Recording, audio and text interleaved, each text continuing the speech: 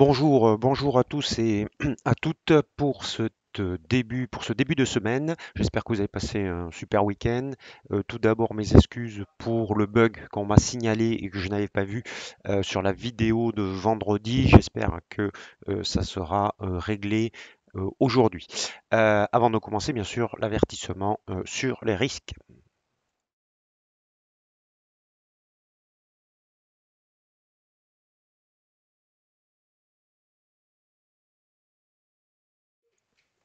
Voilà, donc vendredi, nous avions les chiffres sur le chômage, chiffres décevants euh, qui sont sortis bien en deçà des attentes des économistes des différentes grandes banques. Ceci étant, attention, il y a eu quand même une révision à la hausse des chiffres précédents du mois d'août et il y a eu aussi un taux de chômage en baisse qui est dû à une baisse de la population active.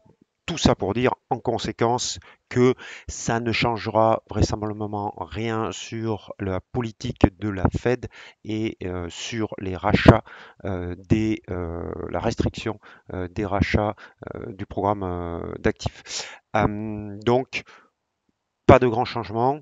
Vous voyez à l'écran le dollar qui est toujours coincé entre 93,73 support et 94,50 grosse résistance hebdomadaire dont j'ai parlé à plusieurs reprises. On a beaucoup de choses à voir parce que il y a pas mal de supports et résistances qui ont été cassés. Donc on va commencer avec une devise dont je parlais peu jusqu'à maintenant mais qui s'est réveillée. C'est l'Australie contre le yen. Hop. Alors, on a cassé cette résistance ici à 82,02. On l'a cassé ce matin. Alors, si vous prenez, vous avez une configuration haussière, puis la résistance ici. Si vous prenez, hop, je vais dupliquer, voilà, la hauteur de cette jambe. Alors ça, c'est une technique de trading qui est de Larry Williams, où vous avez un creux ascendant et une ligne de coup. Quand on la casse, donc, il reporte la hauteur. Donc, si on suit son précepte, pour ceux qui ne connaissent pas, Larry Williams, c'est un trader qui a été plusieurs fois champion du monde et qui a converti une somme je crois que c'était 10 000 euros, enfin en dollars, à 1 million, enfin quelque chose d'astronomique. Bon, peu importe. En tout cas, analyse technique, vous avez une configuration haussière avec un objectif très très élevé. En tout cas, on pourrait revenir sur 84,26. C'est ce que nous donne la cassure de cette résistance.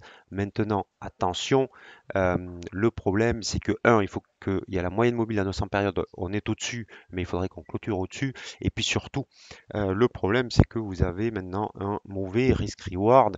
Donc, ceci étant, ça ne veut pas dire qu'il n'y aura rien à faire. Voyez en unité de temps, 1 heure, ce surachat très marqué. Donc bien sûr, il est hors de question d'acheter maintenant. Le mouvement est certainement fait. Il faudrait qu'on ait maintenant un retour pour se positionner et avoir un meilleur risk-reward. Alors idéalement, le retour, il serait sur la ligne euh, de résistance qui devient support à 82,02 et dans ce cas-là, on aurait un scénario comme celui-là, donc avec une figure de retournement au contact de ce support. C'est pas sûr qu'on y aille parce que le mouvement est très fort, donc on pourrait avoir un retracement un peu moins prononcé sur la ligne à 34 périodes. Mais personnellement, si je n'avais pas, euh, excusez-moi, je ne sais pas d'où ça sort. Voilà. Euh, si on n'a pas ce retracement, je ne me mettrai pas en position sur cette paire de devises, mais il faut la garder à l'œil. Tant qu'on est sur l'Australie, on va aller voir l'AUSSI contre dollar américain, juste pour voir que là aussi, il a fortement monté, mais il arrive au contact de cette oblique baissière. Donc, il va falloir surveiller la réaction. Est-ce qu'il va la franchir? Est-ce qu'on va assister à une figure de retournement dans les prochains jours qui confirmerait la tendance de fond? En tout cas, wait and see, mais là aussi, un niveau à surveiller. Ensuite, la suite de notre tête-épaule que je vous avais signalé lors de la cassure, la tête-épaule qui donne un objectif très bas à 1,5606, premier objectif est beaucoup plus bas sur le deuxième. Euh, ben, pour l'instant, tout se poursuit normalement et l'objectif reste complètement d'actualité avec aujourd'hui encore cette bougie baissière sur l'euro AUD. Attention, on se rapproche maintenant de niveau de survente et sur une tête-épaule, on a souvent un pullback. Alors on en a eu un petit ici, mais qui est normal au contact de la moyenne mobile à 200 périodes. Euh, Est-ce qu'on va aller directement sur l'objectif et ensuite avoir le pullback avant d'atteindre le deuxième, ou est-ce qu'on va avoir le pullback maintenant? C'est difficile à dire, mais si vous n'êtes pas en position, là aussi, il est un petit peu tard pour se mettre en position, puisque vous voyez que même sur l'horizon de temps, une heure, on est sur des niveaux où le RSI a souvent provoqué soit une consolidation, soit une correction. Donc, attendre si vous n'êtes pas en position, si vous l'êtes, ben, l'objectif, on l'a bien défini depuis le départ. L'euro suisse, on avait dit la semaine dernière qu'il fallait surveiller le support à 1,07. Ce support pour l'instant tient, mais on n'a pas un rebond significatif.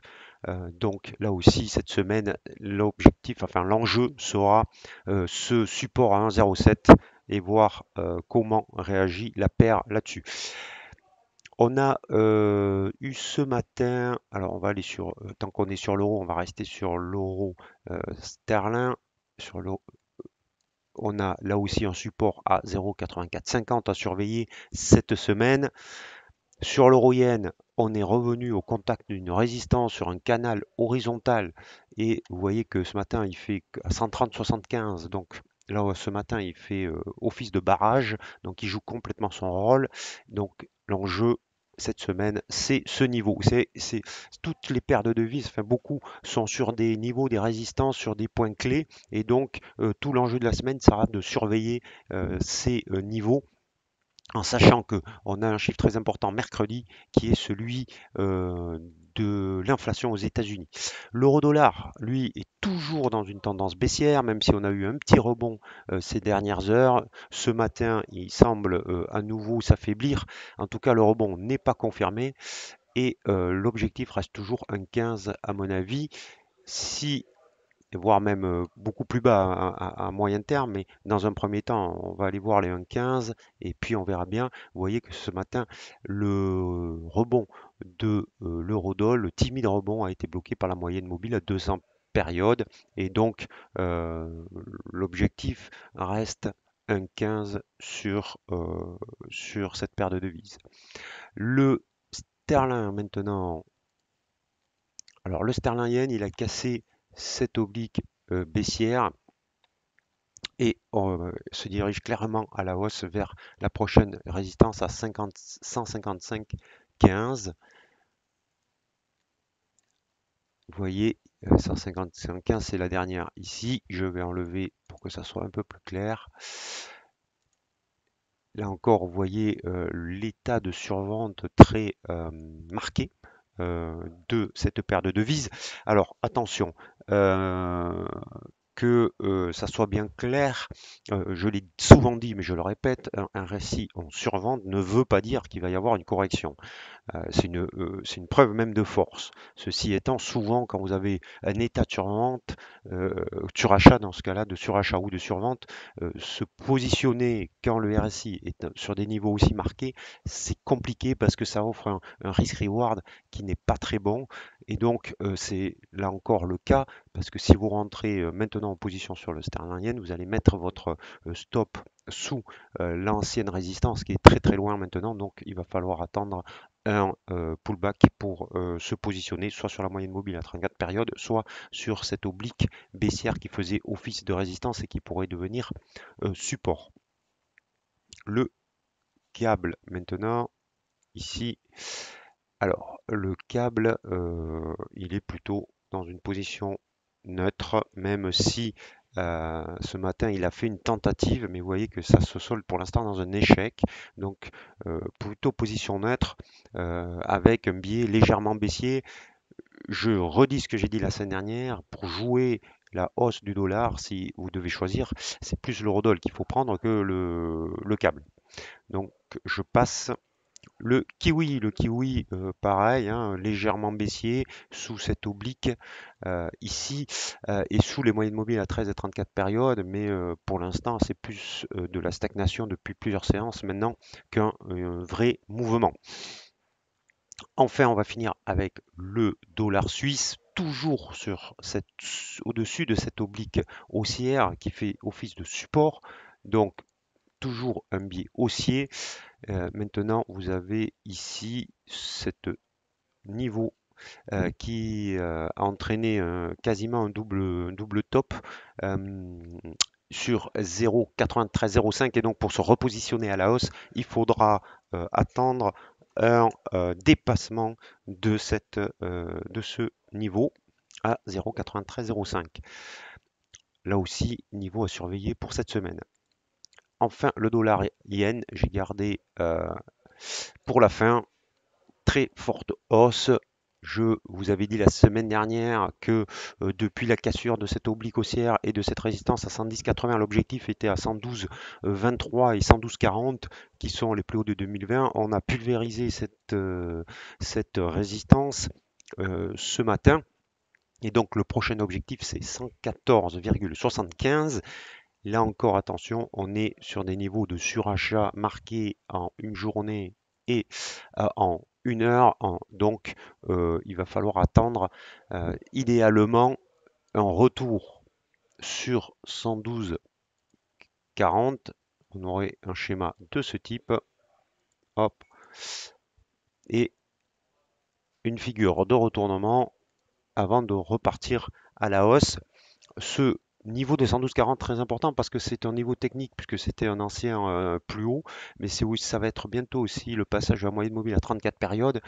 Donc là, ça serait un point d'entrée idéal si jamais on assistait à un retour déjà et un retournement sur ce niveau, donc 112,40. Et enfin, on va finir avec le dollar contre le dollar canadien ici. Voilà.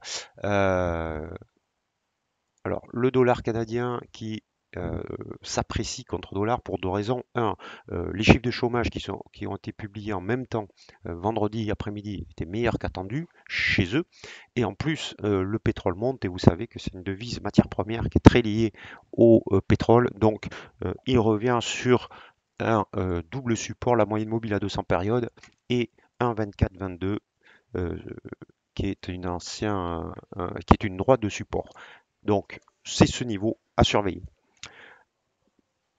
Donc, voilà ce que je pouvais vous dire en ce début de semaine. Euh, je vous ai donné les principaux niveaux sur l'ensemble des paires de devises qui risquent d'être des points d'inflexion cette semaine. Euh, donc, surveillez-les.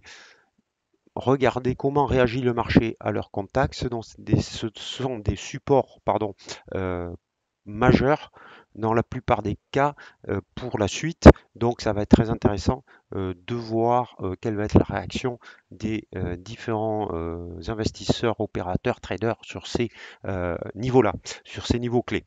Je vous souhaite à tous et à tous un très bon après-midi, de bons trades. N'oubliez pas vos stop loss et je vous dis à demain.